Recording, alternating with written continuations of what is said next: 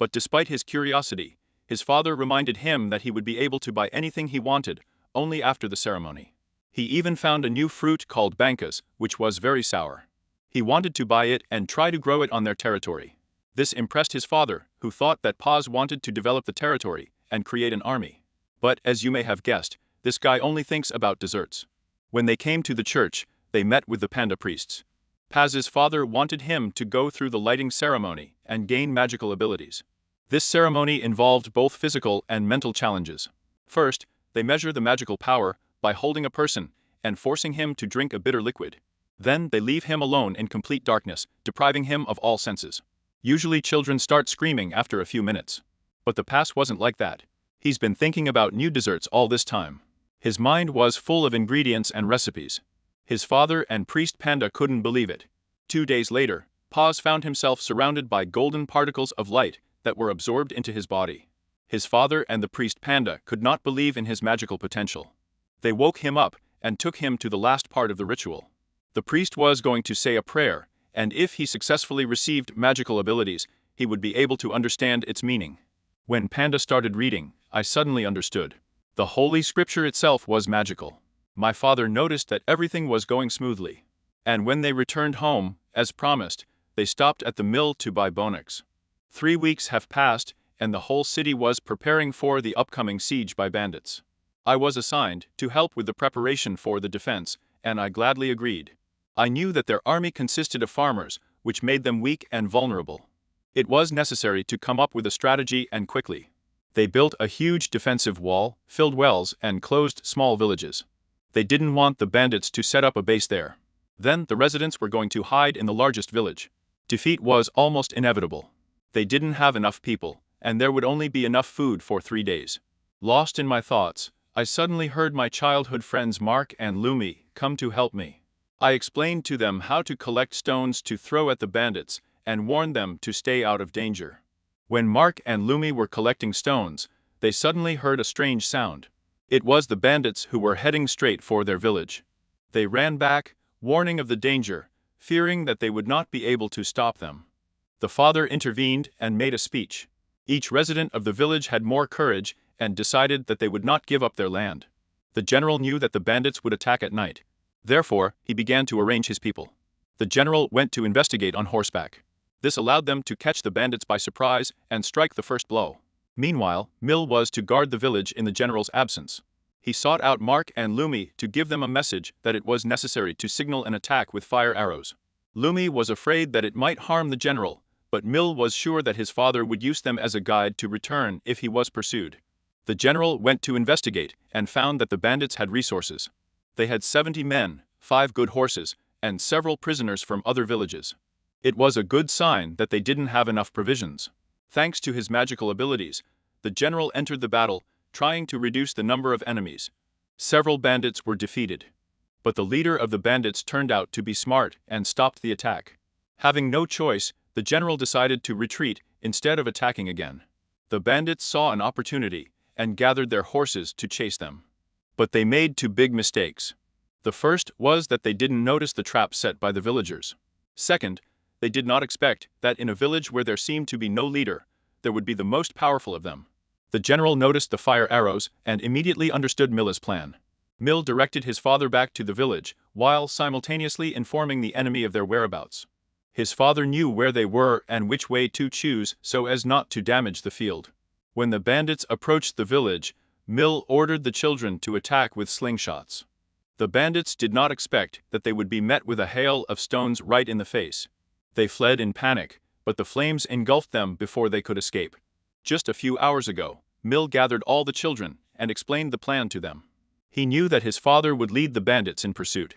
Therefore, he developed a strategy to attack the bandits from the flank where they had a weak point. Using children, they were able to overpower the bandits and shoot accurately with slingshots.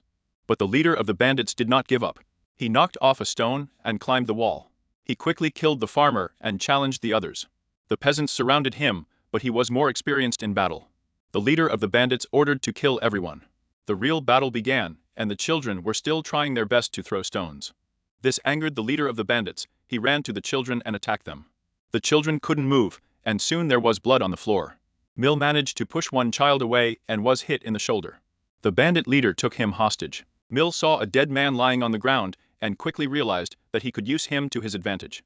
The man's head was burned by stones. Mill used his magical ability to copy the injury to other bandits. Their heads also started to burn, which confused the bandits and their leader. Then Mill used the same spell on the leader and he let him go. The bandit could not understand what was happening and was hit with a stone. He was about to ask if Mill was a wizard. The confrontation with the bandits is finally over. He divides the food supplies among the villagers so that they do not starve. Then he tells his story about how he was reborn into the son of a poor nobleman. And his only goal in life is to fill this world with sweets. The guards and villagers took care of the bound bandits, planning to send them to another county. My father wants a nobleman from that district to declare that they have dealt with the bandits.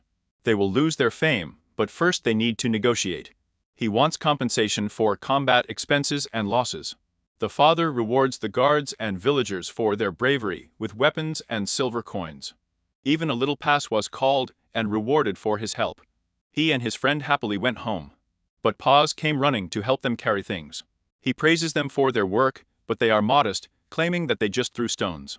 I am glad that no one died and that they can return to normal life. The children return home and celebrate the victory. During the holiday, Mark and Lumi go outside. Nock wonders what they did to the bandits. Lumi says that they tied them up in the barn. And then stupid Mark decides to check them out. As a future guard, he has to keep an eye on the bandits. Lumi agrees and follows him. The adults tell them it's dangerous and that they have to come back. But Mark drags Lumi into the bushes and throws pebbles to distract the adults. They take advantage of the moment and go into the barn, but they are scared by the leader of the bandits. The leader says that Mark now has a sword and asks how he got it. Mark is very scared and is influenced by the bandit. The bandit says that Mark will die if he is caught. That's why he wants to teach Mark how to use the sword at full power. Mark remembers that Paz knows how to conjure and wants to help him. The bandit tells Mark to pull out his sword. Mark follows the instructions, and the bandit praises him, calling him a born warrior. Lumi tries to stop Mark, but he doesn't listen to her. The bandit frees himself from the ropes and tells Mark to come closer so he can teach him the magic words. It's more like a magical punch to the stomach, from which a stupid boy flies away. The bandit stands up and stabs Lumi. And all because of a stupid greedy boy. Blood flows from Lumi's wound, and the bandit runs away on a horse. Lumi barely manages to survive until Paz appears. He explains to the guards how to treat the wound and asks where the bandit went. He learns the direction and follows it on his horse. Paz comes to the conclusion that he can use traps against bandits in the area. And if he comes face to face with them, he can use his magic to return the wound to the bandit. But he understands that he can copy everything he has ever seen. Meanwhile, Paz's father finds out about what happened and is angry at the guards that they did not stop Paz. Having decided to save his son, Paz's father worries that the bandits may be waiting for accomplices and everything may turn against them. Fuel then tells Pan to stay put and calm the villagers down while he searches for a passage. In the forest, Mark tries to escape from the hands of a bandit. Suddenly they fall into a trap and the Fuel manages to catch up with them. The bandit gets angry because of the trap and prepares for battle. The bandit knows that Fuel magic can heal any wound, so he wants to kill him with one blow. The Fuel is constantly retreating until it is next to Mark. The stupid kid tells the Fuel to drop it, and we would have done so. But he is not like that, he will never leave his friends. The bandit is already tired of this and breaks the Fuel sword, and then tries to cut it in half. At this point, the Fuel uses its magic. Meanwhile, Fuel uses his magic to scout the area, but the only thing he finds is a broken sword. He slowly returns, not knowing how to tell the Pan that he has lost his son. But when he goes into the pot house, he sees that the Fuel is sitting on his mother's lap. Fuel is in shock and screaming. Pan explains that Fuel has recently returned with Mark. Fuel doesn't understand how he didn't notice that Fuel was back. He even used his magic to scout the area. Fuel says it's complicated. In short, Fuel explains that he simply copied his father's teleportation magic. Everyone is confused. Fuel explains that his magic can copy what he sees. So he copied his father's magic and teleported with Mark. The Pan understands what happened, but still scolds the Fuel. He forbids him from using other people's magic or using these spells in public. Calming down, Castle explains that people could try to save him. His ability to copy magic made him a target for bandits who turned him into a weapon. The worst part is that the bandits manage to escape and reveal his secret. Then Past goes out to meet Mark and says that Lumi will survive. Mark is very depressed, but Paste tries to convince him to visit Lumi. Mark blames himself for not hearing them. If he had, she wouldn't have been hurt. Paste tries to comfort him, saying that he needs to apologize. He drags Mark Lumi, but she is quite cheerful despite the injury. She says she's fine, but she can't go outside and play.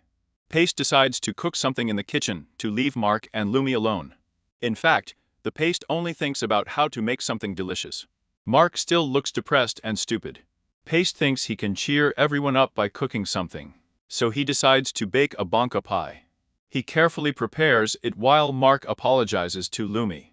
There is an awkward atmosphere between them, but 5 minutes later, Paste returns with a banka pie.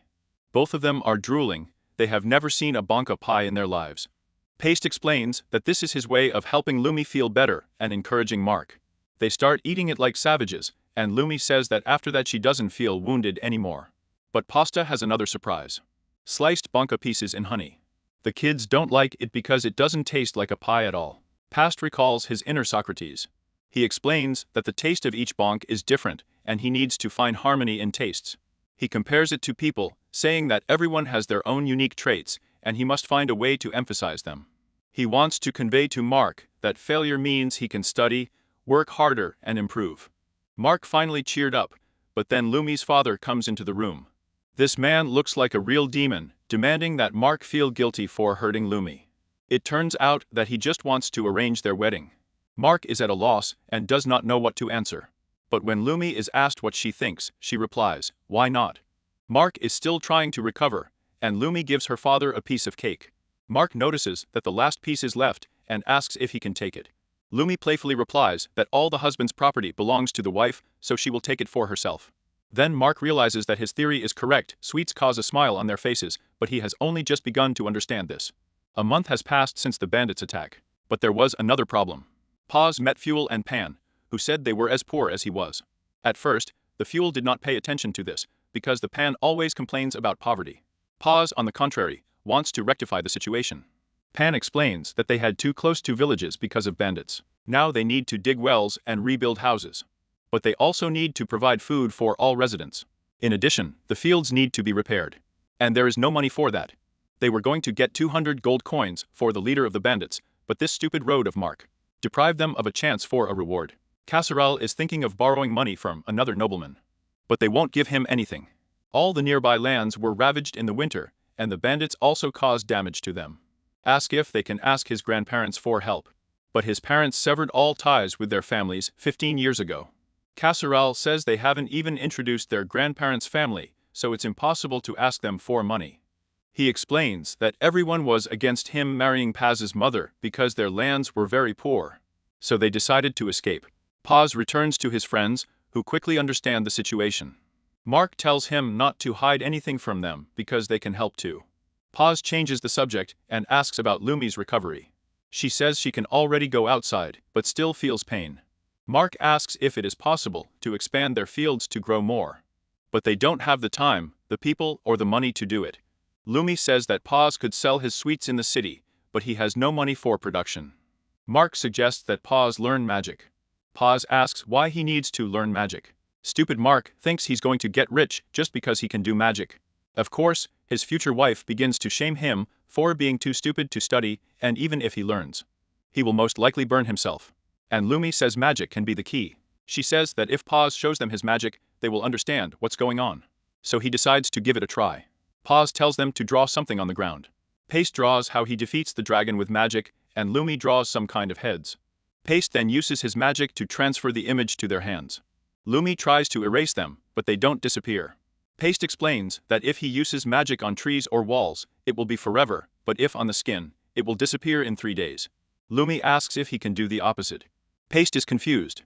She explains that it would be great if he could draw a house or someone's face on the ground. Paste realizes that this is exactly what he was looking for, and immediately runs away to meet his father. Casserole was discussing the situation with her husband. They thought about asking her parents for money, but she was hesitant. Suddenly, Paste bursts into the room with a plan. They all want to listen to him.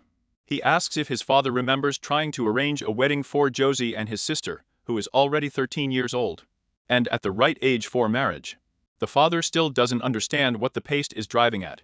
Paste explains that her father can take Josie with him to introduce her to other nobles because he knows how to teleport.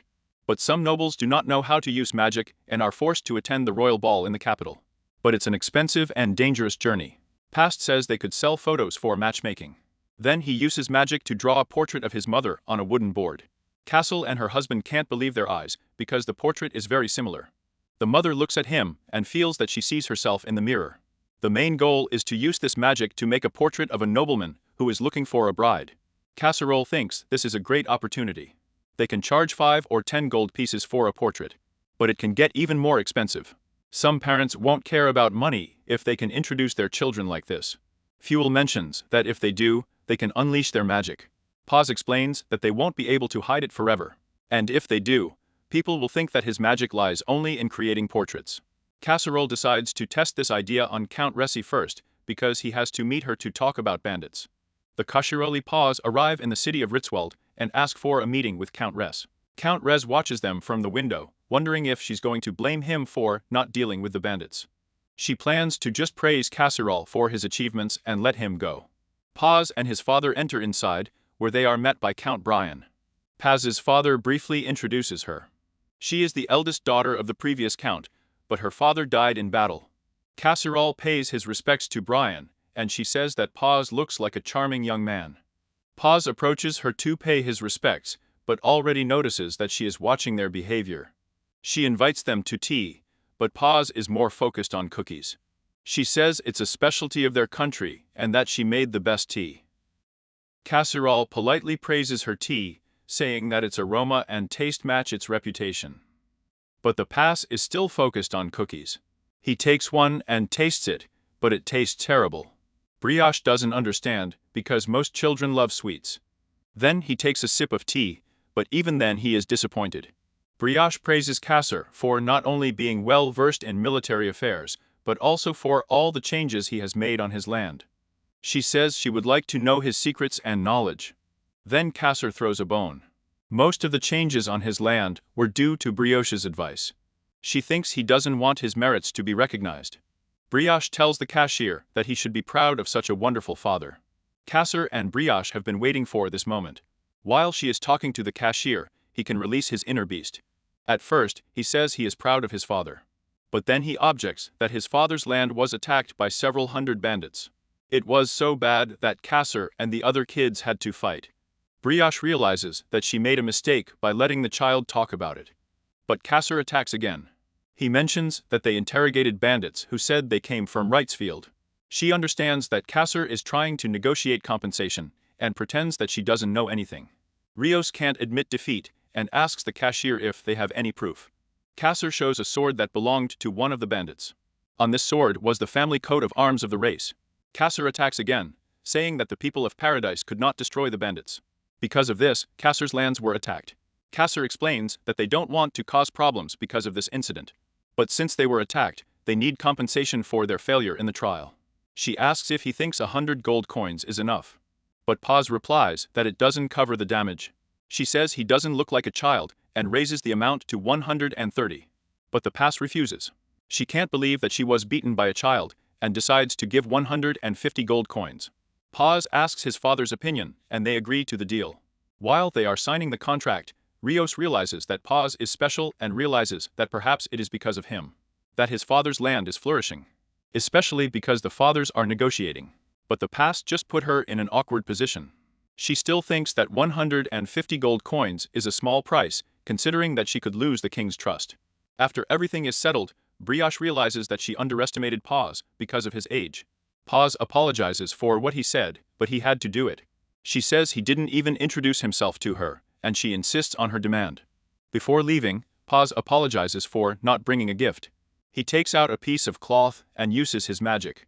Brioche can't believe he painted her portrait. She thanks him for the gift, and Paz says goodbye.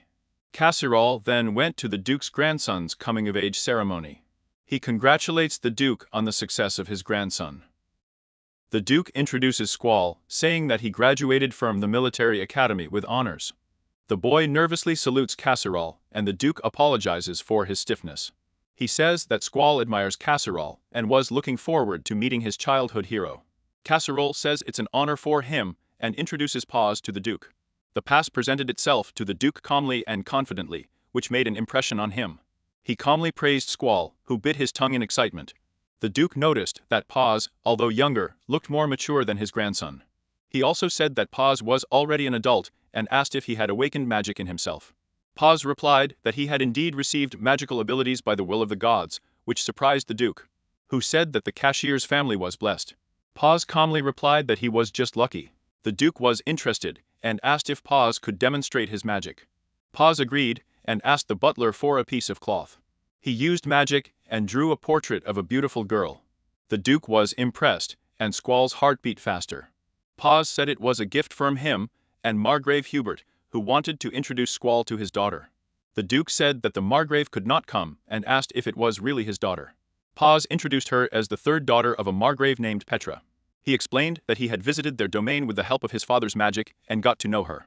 The Margrave is currently engaged in a conflict and Petra could not come to a meeting with Squall, so they decided to introduce them in this way. Squall fell in love with her at first sight, saying that she was cute and beautiful. Paz took the opportunity and invited him to her coming-of-age celebration next month. Squall immediately agreed. His grandfather got angry because the Squall was stupid and didn't understand that it was a marriage proposal. The Duke tried to calm him down. Then he asked how Paz was going to get there. Paz replied that they could use his father's magic to get there safely. Squall behaves like a happy puppy and tells his grandfather that they will have no problems with money. The Duke begins to regret, but Paz notices that this may be a chance. He whispers to the Duke that Markgraf has been fighting for several years and is tired. The Duke is interested and asks for more details. Paz mentions that the Margrave wants to stop the war by using the Duke's army, and for this he wants to marry his daughter to Squall. Despite the fact that this is only the opinion of the pace, the Duke believes that this is interesting and reliable information. The Duke decides to go to Petra for a holiday, thinking that this could be a good story that he will tell the king. Later, Squall comes to pass and they become friends. Squall wants another portrait of Petra, more piquant. Paz agrees because his goal is to become a matchmaker between them. A few weeks have passed, winter is approaching, and the villagers are busy rebuilding their homes.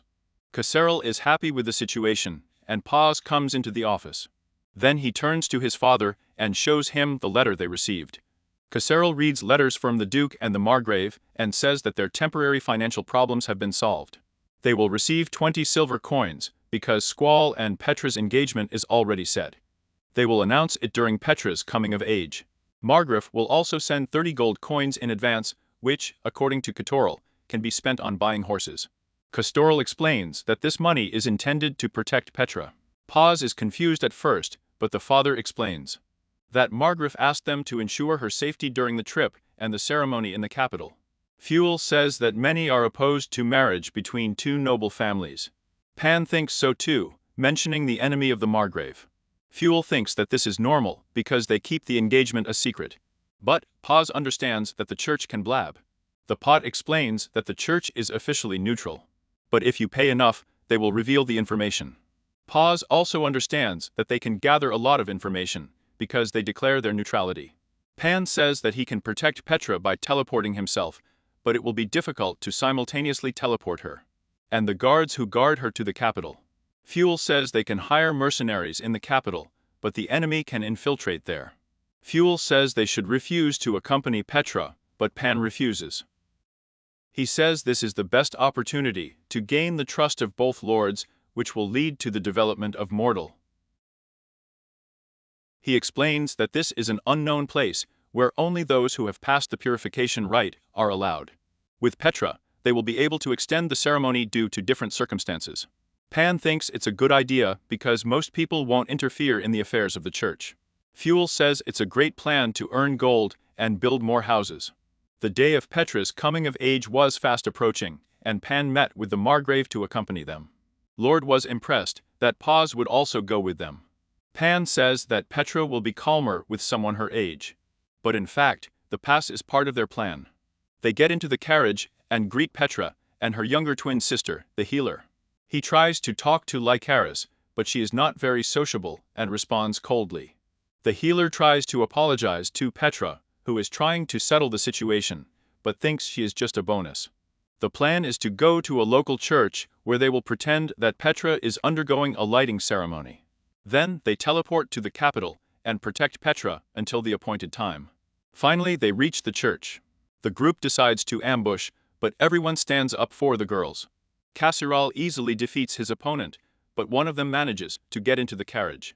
The sisters begin to scream, fearing for their lives. But Paz defends the girls with his sword. He gets out of the carriage. The girls can't believe their eyes when they see that the groove blocks the enemy's attack. Suddenly another one attacks him from the side, or Carries tries to warn him. When the pass is about to get hit, Casserole manages to disarm the bandit. Father and son defeat the bandits and Markgraf thanks them for protecting his daughters. But Casserole asks them to come inside. The sisters are still scared, but Paz tries to calm them down. They enter the church and go down to the basement, which, as Peter notices, is quite far away. Licorice seems to be afraid of the dark and calls his sister. But Paz gently takes her hand. He tells her that she is safe because they are nearby and the girl blushes. Having calmed her down, Paz leads her down. This makes her think about Pace, who is younger than her, but behaves like an adult. She wanted to take her sister's hand, but thinks that Paz is the only one who does not compare her with her sister. She has always been indecisive and thinks that she was chosen as a bride because she is more beautiful. She doesn't have a very high opinion of herself because she feels superfluous. When they go down the stairs, Paz leads them into a room and tells them to hold hands. They follow his instructions, and Casserole uses his magic to teleport them to a church in Bavalvia. Meanwhile, in another part of the city, a strange guy lives in a destroyed house. He explains to a group of mercenaries that he called them here to do something for him. He wants to rebuild Amania's house. He says he wants to strike at the Katslik family. The mercenaries will do anything for money, so they ask who they need to kill. The strange guy explains that they don't need to kill anyone because their task is to bring one girl to him. If they succeed, they will receive 10 gold coins. The leader of the group asks if this girl is an aristocrat. The strange guy says he needs Petra and they shouldn't ruin everything. When the group leaves, they discuss that the strange guy is too arrogant. They are curious because this idiot came up with this whole plan just to become an aristocrat. The group does not understand the intentions of the strange guy and thinks that they will be accused of kidnapping Petra. The leader explains that the strange guy's plan has 2 goals. The first is to destroy the reputation of the Katslik family. And secondly, he claims that he will save her and become an aristocrat by marrying her. This will only work because Petra's parents will want to maintain their status by protecting her innocence. Margraf appears in the church and tells Petra that the panda priest is waiting for her to begin the ceremony. Then Casserole gets an important task. His task is to escort the Licorice to the reception room until Petra finishes the ceremony. Licorice's father explains that she is a little tired. Casserole approaches Licorice and says that it will be difficult for her to rest in this place. Then he says that a separate room has been prepared for her. She hesitates, but he says she needs to rest and holds out his hand to her. She timidly takes his hand and he leads her. At this time, the carriage and the guards who will accompany Petra drive up to the church and she leaves with her father after the ceremony. Casserole is a little confused because the maid of the Licorice stayed and did not go with Petra.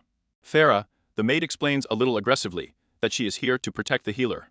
Casserole gets scared at first and asks if she can rest. Suddenly, the ground begins to shake and a huge hole forms in the floor. Licorice and Casserole fall into the hole and Carries calls for help. Casserole runs into the room to find out what's going on. He examines the place and realizes that a huge bottomless pit was created by a magician. He orders fuel to be brought in to explain the situation to the Margrave and then jumps into the pit. Meanwhile, Casserole comes to his senses and tries to figure out what happened. He wonders why he is being held hostage because his family is poor. Then he looks at the healer and realizes that they have come for her. The leader of the mercenaries orders one of his men to keep an eye on them. Before leaving, he says that he will kill him if he tries to do something. Without thinking twice, he decides that he must protect Licorice. Casserole finally gets to the end of this huge bottomless pit and realizes that the criminal has already escaped. Licorice finally comes to her senses and asks if she understands what is going on. She doesn't understand, and Casserole explains to her everything he knows and asks her to calm down. At first, she was excited, but then she decided to trust Casserole. The guard says Casserole just wants to show off. Casserole looks around and realizes that this place belonged to the Duke's family, who died 10 years ago. He recalls the list of possible threats to accompany Petra and realizes that there was only one Duke on this list. It was the Duke of Amania. He uses his magic to copy the information onto the tape and then copies his father's magic to send it to him. Meanwhile, Casserole returns to the church to see if he can get more information. At this moment, a light comes on in the room, and a ribbon appears. Casserole takes it and reads the information, which shows that the healers and Casserole are at Amania's estate. They realize that the culprit is someone from the family of the former duke. Meanwhile, the leader of the mercenaries bursts into the room because he has just realized that they have captured Licorice, and not Petra.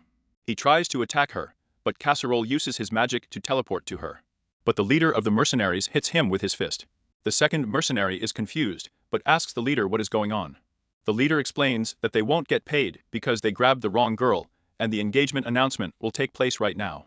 Paz understands what they're up to, but he doesn't have time to think. The bandits want to kill them so as not to leave any witnesses.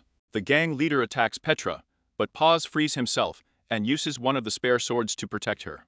He knocks down another bandit and tries to confront the leader, who is completely confused. Licorice calms down and Paz says he will be with her.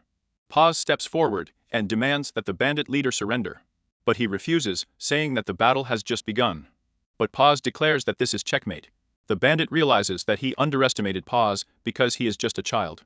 After a couple of seconds, Casserole bursts into the room, but Paz asks them to take care of the Licorice first.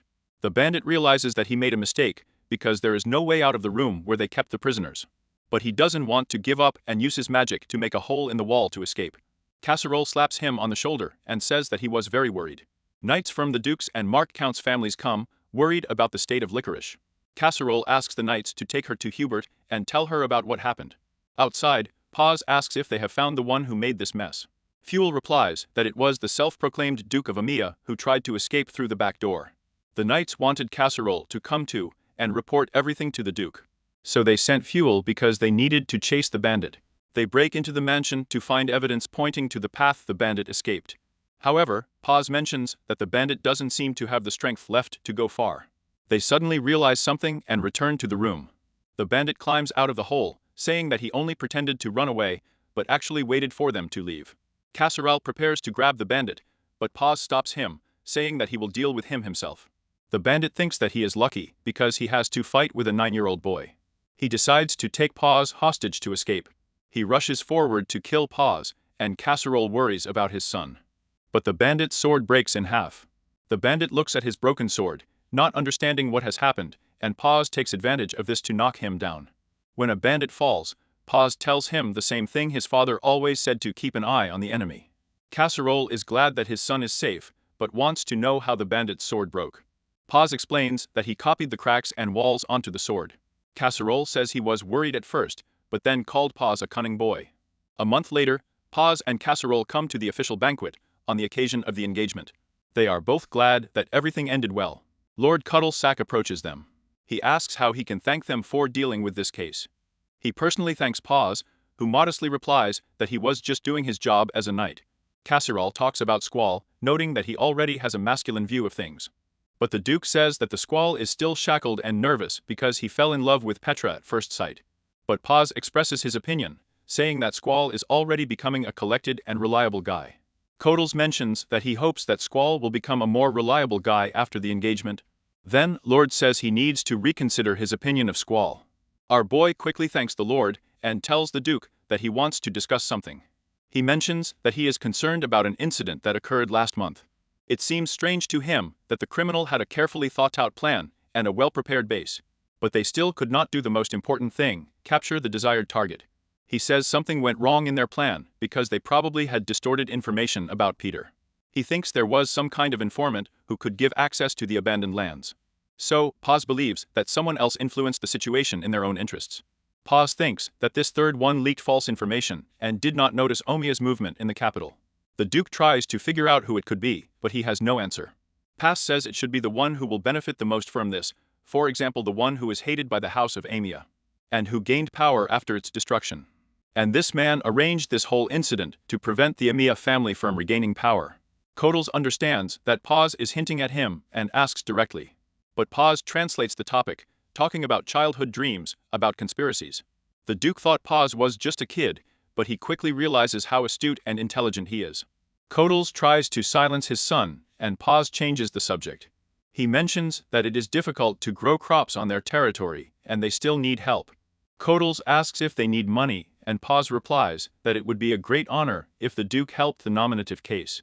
Caserol understands that this is not a request, but a threat, especially when Paz says that he was going to say hello to the Margrave. And he could accidentally tell him the same theory. Caserol panics and agrees to help. Margrave joins the conversation and thanks Paz for protecting Licorice. He then mentions that Paz has passed the coming-of-age ceremony. Paz confirms this, thinking that the Margrave is going to talk about his matchmaking.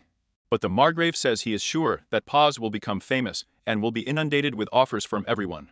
Therefore, he just wants to secure his position. Paz directly answers that yes, of course. But the Margraves ask him if he has someone in mind. Caserol tries to stop Paz, but he replies that he has not found anyone yet. Hubert asks what Paz thinks of his daughter. Paz is confused because Petra has just got engaged, but Hubert says he means the one he saved, Licorice. Paz is confused, the Duke laughs, and Caserol covers his face with his hands.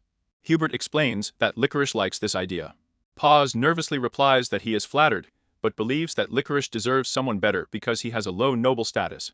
But Hubert is annoyed because Paz refuses Licorice when he said he's ready to settle down if he finds someone good enough. He asks what Paz is not satisfied with in Licorice, and he panics. Paz tries to clarify the situation, and Hubert asks what decision he will make. Paz freezes and eventually replies that Licorice is a wonderful woman. Hubert rejoices and asks for Caserol's opinion.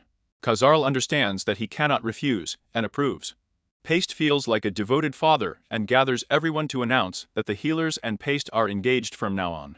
Paste realizes that he was going to arrange the healer's wedding, but instead he himself turned out to be engaged. After a few seconds, the healer appears with a wide smile and finally gathers the courage to thank Paste for saving him. For the first time he sees her smile and blush because he has never noticed how beautiful she is. The Count makes a toast, saying that he now has a bride for both daughters. Squall shakes Pasta's hand, saying that now they will be brothers. After the party, Past looks at the sunset in confusion. Licorice approaches him and excitedly asks if she is good enough for him.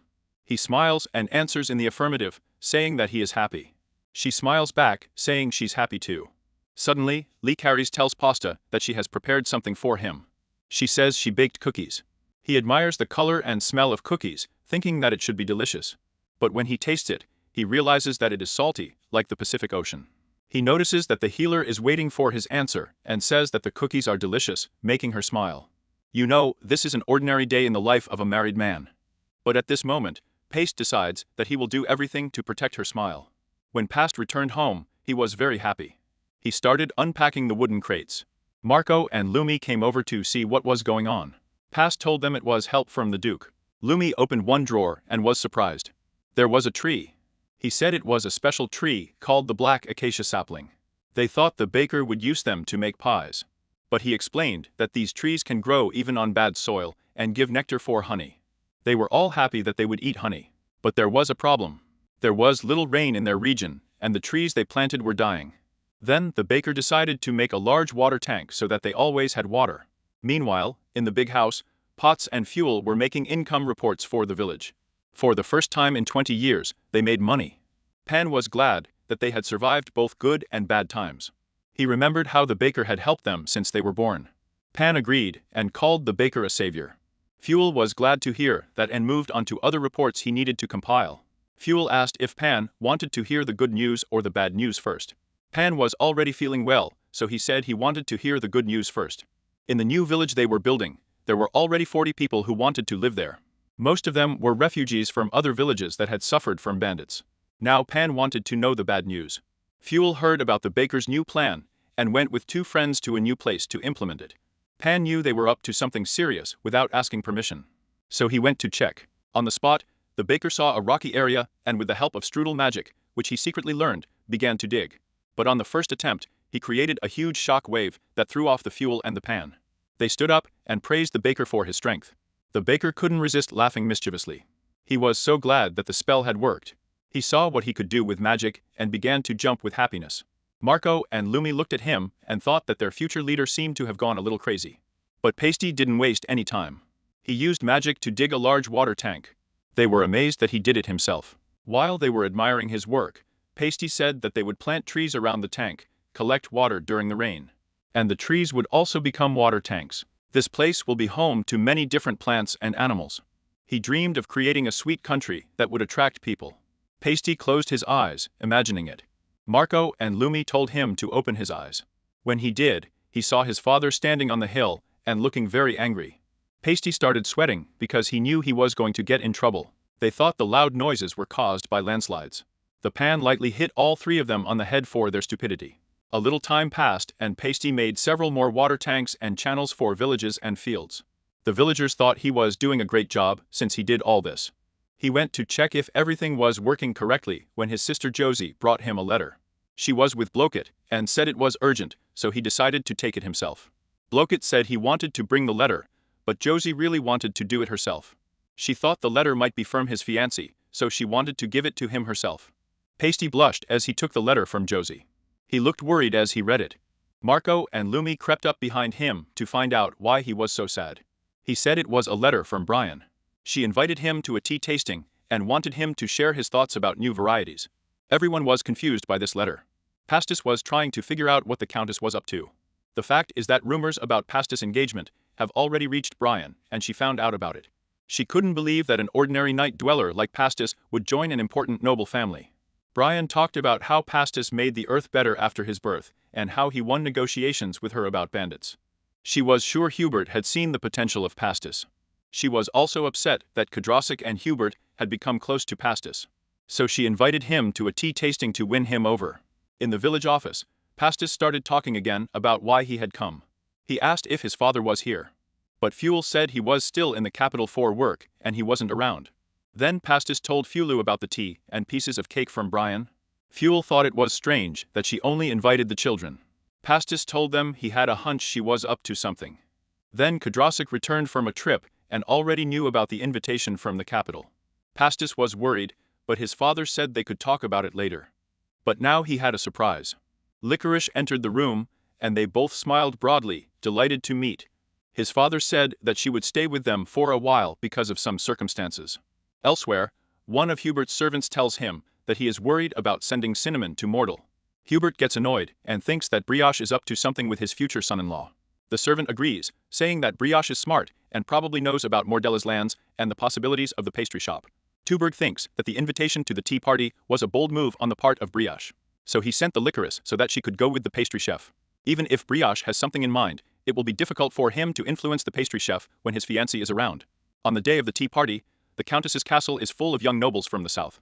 The pastry chef or Cinnamon arrives, and the pastry chef notices the portrait of the Countess that he painted during his first visit. He knows that the Countess wants to attract his attention.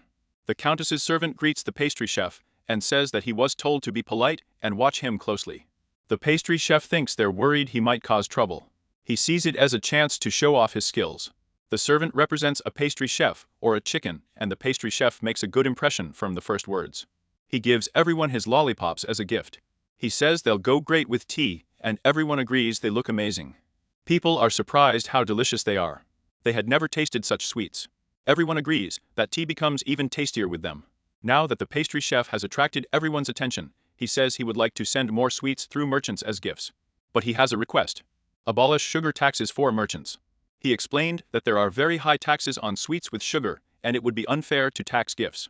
The nobles thought it would be strange to tax gifts, and agreed. Then Brioche appeared and heard everything. She liked this idea, and, under the pretext of discussing business issues and personal affairs, she took the cookies from Licorice. She reminded him that such things must pass through her. Brioche asked Licorice to wait while they talked about matters concerning her and the Mortal family. They sat down, and she asked him directly what he wanted. The baker gave Brioche a taste of some of his sweets, and, like everyone else, she liked them. He said he makes them out of water, sugar, and honey.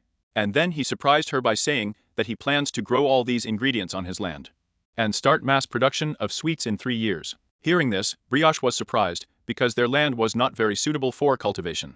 But she knew the baker could handle it. The baker wanted her to help him because she had access to the port, and talking about taxes was the way to get this meeting. Brioche began to worry about what the baker was up to. She didn't know what it would lead to. But she agreed to help with the sweets. The baker was delighted, but he wanted her to keep an eye on his plans. Meanwhile, at the party, everyone was talking about the baker. Brioche's assistant tried to upset Licorice by saying that the baker would probably have a lot of new fans after this party. Licorice didn't like the idea of the baker paying attention to other girls, so she left. The meeting between the baker and the brioche is over.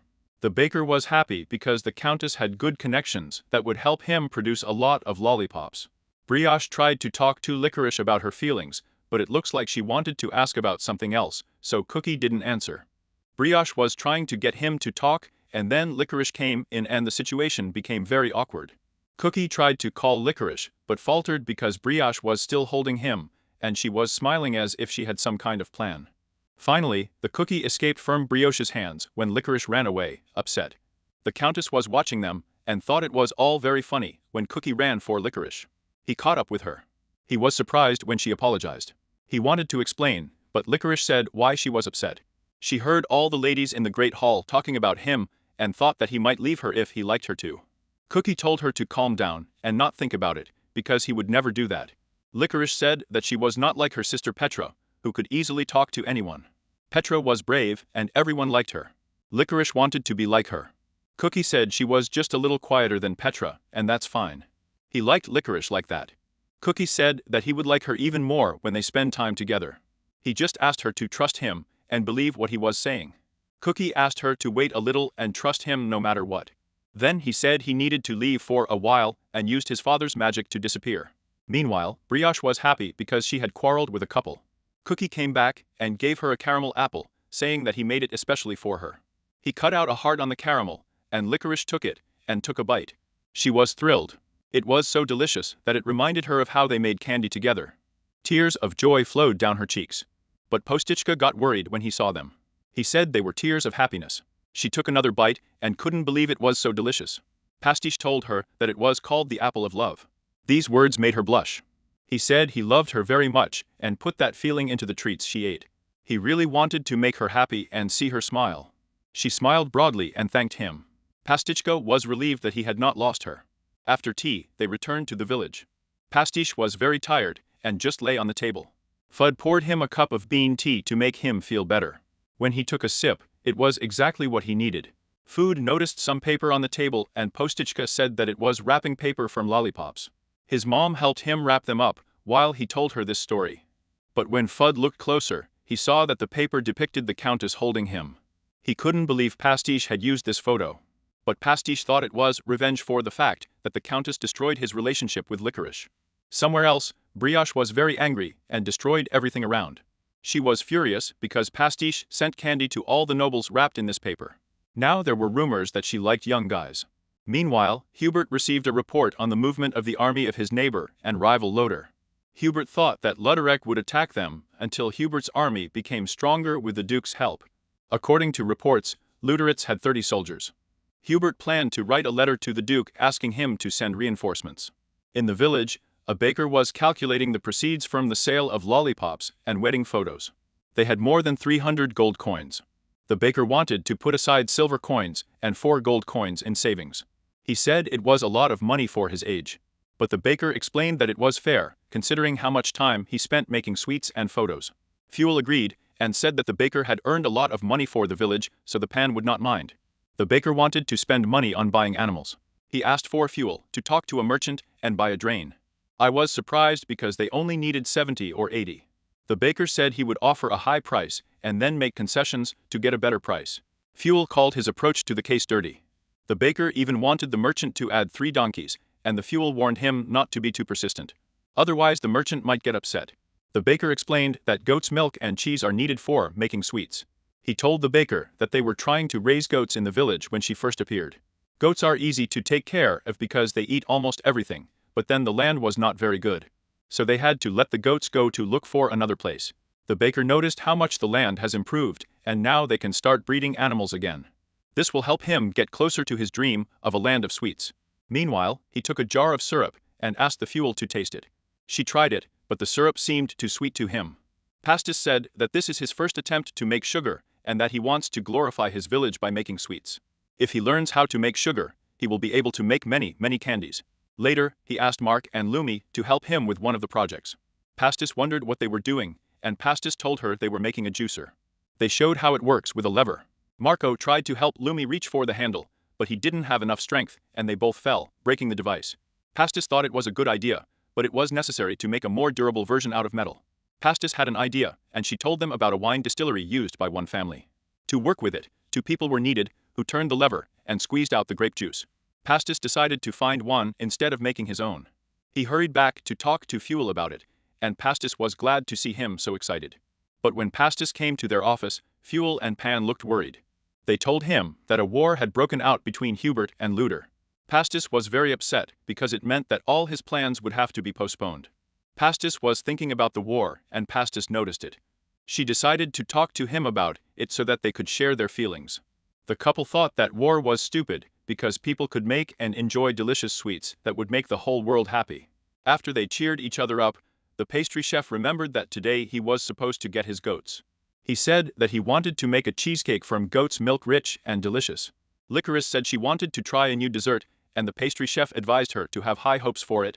Later in the office, the pastry chef was a little annoyed when the merchant who was supposed to sell him goats came and said that some nobleman forced him to sell the goats to someone else. The merchant had no choice because his life was in danger. He apologized to the pastry chef, and his father and the casserole understood everything, and even thanked the seller for coming to explain everything personally. The pastry chef wanted to know who did it, and it turned out that it was Baron Luntzbadge, who was known for finding fault with noble families of lower rank. Fuel suggested that they use their connections with an influential noble family to help, but Casserole said that their engagement to House Hubert had not yet been formalized, so it might be difficult to ask them for help. The Hubert conflict was probably the cause of this problem, as war can affect food security. Casserole couldn't believe it had already affected them just 3 days after the news came out, suggesting it was a big conflict. All regions are connected by trade ties, so everyone will suffer. The pastry chef was very worried, thinking about stripping Baron Lund of his badge for ruining his plans and showing disrespect. Casserole and Fuel were confused by his anger and tried to calm him down, but the pastry chef insisted that he was going to go to the Baron and confront him. Then his father explained that during the war, all regions need supplies, especially food. Landa's lands are closer to the front line, so it's not surprising that he urgently needs food. Casserole said that the nobleman did not steal the goats, but paid a fair price for them. He sympathized with his son, but explained that only the pastries suffered. Fuel advised to accept reality, some of what it is. When the conflict is settled, he will be able to negotiate new supplies of goats. Casserole was upset because he did not keep the promise of the licorice about the cheesecake. Fuel noticed this and said that there is a way to get food, even during the war, if you join the army. Casserole quickly realized this, so they could take care of supplies first of all. Casserole and Lyris were engaged, and this gave them an excuse to side with Hubert. Casserole promised to return his goats. As they were leaving, Lucretia became worried, and Casserole's mother turned to her. Casserole left, silently apologizing to the bride for going to the front so suddenly. He believed that he was doing it for the sake of the country of sweets, which he had always dreamed of. A servant ran into Hubert's estate and reported that the main forces of the Luderu were moving in their direction. Their number was slightly more than 10, as predicted by the enemy. Hubert decided that he could handle them on his own. He decided to give Skvale his first combat experience by sending him to the front line. Petra was scared when she heard this, but Skvale thanked her for the opportunity to participate in his first company, and immediately set off. He assured his wife that he was worried about nothing and promised to protect her father's land. In the robbers' camp, he received a message that his vanguard had arrived at the border and taken up positions. One of his generals expressed fears that their forces were already at the limit, while Hubert's army was constantly growing, which could become a problem. Rod assured him that he had already provided for everything. His real purpose was to sow discord between Hubert and the Duke. He knew Hubert would send Squall to his first company, but he couldn't risk the Duke's grandson. Therefore, he decided that Squall would fight in a safe area of the battlefield where he could easily win. This will cause the Duke's gratitude. People Roth was going to lure Squall to a place where he could easily finish him off, and the Duke would get angry, severing all ties with Hubert, leaving him isolated. Lute imagined Hubert's face would show despair when he found out about this plan. Meanwhile, Squall and his squad had taken up their positions, and he was a little nervous before the first fight. He took out a picture of his wife to remember what he was fighting for as they walked forward. Meanwhile, Roth's men were waiting for the right moment to set up an ambush. The baker and the saucepan finally reached Hubert's lands, and the boss greeted them warmly. Pan said they came to offer help after learning about the attack. Hubert was grateful. The baker almost let slip about his goats, but remembered in time that he was here to help his fiancée's family. Hubert took them to the military headquarters to look at the battlefield. Hestry noticed that the enemy was well fortified, but the pan, after examining everything closer, found it suspicious. Something was wrong, although at first glance everything looked normal. Hastry saw that his father had a military sense, and said that the enemy's defense was strange. They studied the positions and realized that it was an ambush on a detachment in an insignificant part of the battlefield. Hubert's face twisted in horror when he realized that it was Squall's squad. Squall had received information that the enemy would attack from the northeast, so he prepared to meet them at their current position. He was informed that the enemy had been spotted at a distance. There were about 20 of them. The young lord gathered his soldiers and moved forward, but they found no sign of the enemy. Then another message came that they were ambushed because the enemy attacked from behind, and there were many more of them than reported. Squall's squad panicked, and they lost several soldiers. The young lord tried to remain calm and ordered his soldiers to retreat into the forest. Unfortunately, there were enemy troops in the forest too, and there were 105 times more of them than reported. Lieutenant Squalla was waiting for orders. Squall quickly found himself surrounded, and he became the main target because he gave orders. But when everything seemed hopeless, Glocade's arrows began to destroy the invaders. Casserole also fought his way through the remaining enemies. Squall was amazed to see that they had come to his aid. He heard Postley's voice, and Polov was glad to see him alive. Postley told Squall that they came to help him when they found out about his first assignment. Tears of relief welled up in Squall's eyes as Postley held out his hand. Casserole and his squad quickly dealt with the enemy and returned with Squall to Hubert's palace. Hubert quickly apologized for putting him in this position, but the Squall was visibly shaken. Casserole tried to cheer him up because the Squall did not give up, despite the fact that he was surrounded. But Squall knew that if it hadn't been for Pastis and his father, who came on time, he would have been in big trouble. Casserole said that Lothar had decided to retreat, and he was going to celebrate it. But the Squall couldn't get rid of the feeling of his own inferiority. He was so shocked that he didn't want to spend time with Peter, telling her that he wanted to be alone. Casserole Hubert thought it was too cruel for his first battle, but they decided that he needed this experience because he would inherit the Duke's army. Petra was very worried about him and didn't know how to help him. Casserole reminded Pastis that he comforted Mark when Lomi was injured and asked Pastis to help Squall. Pastis was doubtful because even Petra couldn't comfort Squall, but she said she wanted to see him smile again. These words reminded Pastis of what Licorice had once told him, that people smile and rejoice when they eat sweets. This gave him an idea, and he asked permission to use the kitchen. In the kitchen, Pastis thought that the Squall blamed himself for his inability and closed his heart. Therefore, he needed to cook something special for Squall. Time flew by and the banquet began. Everyone seemed to blame Squall for his inability, but Casserole tried to console him. Despite his first battle, Squall felt that he had failed. Hubert even joined in the conversation, mentioning that he too had failed in his first battle. But the Squall couldn't get rid of the guilt and couldn't forgive himself for losing the soldiers. C3 suddenly returned from the kitchen and congratulated Hubert on his victory. Then he gave him his signature dessert, which immediately attracted everyone's attention, including Squall. He gave the first piece of pie to Squall, who was curious to try it. The Squall asked what the dessert was called, and the pastry chef replied that it was tart tatin, specially prepared for him. Squall tried it and found it very tasty. He asked why the pastry chef Terrace decided to make this particular dessert. The pastry chef told how this recipe, invented by the Taton sisters, appeared. He said that tart is made from dough with fruit. But one day the sisters forgot to put the dough on a baking sheet and baked only fruit. The sisters realized that they had no choice but to add the dough during the baking process. So this recipe appeared. Then he explained that this recipe appeared after a failure in cooking. The word failure reminded Squall of traumatic events. But the pastry chef called it a miracle. Squall was puzzled, but the pastry chef explained that the sisters could just throw away the fruit and cook the tart again in the correct order. But this recipe would never have appeared. The sisters didn't want failure to end in failure. Then the pastry chef said that every time he could not cook sweets, he remembered this recipe. He told Squall that even if something doesn't work out for him, he should look ahead and try to move on. But Squall didn't believe these words because his grandfather always taught him that failures are unforgivable. Petra told him that he had not lost because he had promised her to return unharmed. He contradicted her, saying that he had only returned because he had lost soldiers who had sacrificed their lives. Petra said that he should be proud because he thinks about his fallen comrades and not arrogant because of the victory. In the end, he accepted her words and thanked her with a smile for the treat. He promised that he would become stronger and would not let this failure go in vain. Hubert thanked Peter for his help and decided to reward him with everything he wanted. Peter quickly asked him for an endless supply of everything related to his sweets. After returning home, Petra began unpacking Hubert's gifts. But his father stayed to negotiate and take revenge on the Landa badge for literally stealing their goats. Pan suddenly returned after successful negotiations and grabbed Peter by the hand, saying that he needed him. Petra was puzzled, but Pan said that his teleportation would not be enough. Therefore, Petra needed to copy his magic and teleport the cattle. They returned with 100 goats and 5 horses, which they delivered to Baron Land's estate, using the same strategy as against them. Meanwhile, Petra received a wine press from Hubert and decided to try it out right away. Suddenly his mother called him, and he went to her. It turned out that she wanted him to go to the capital with the pan.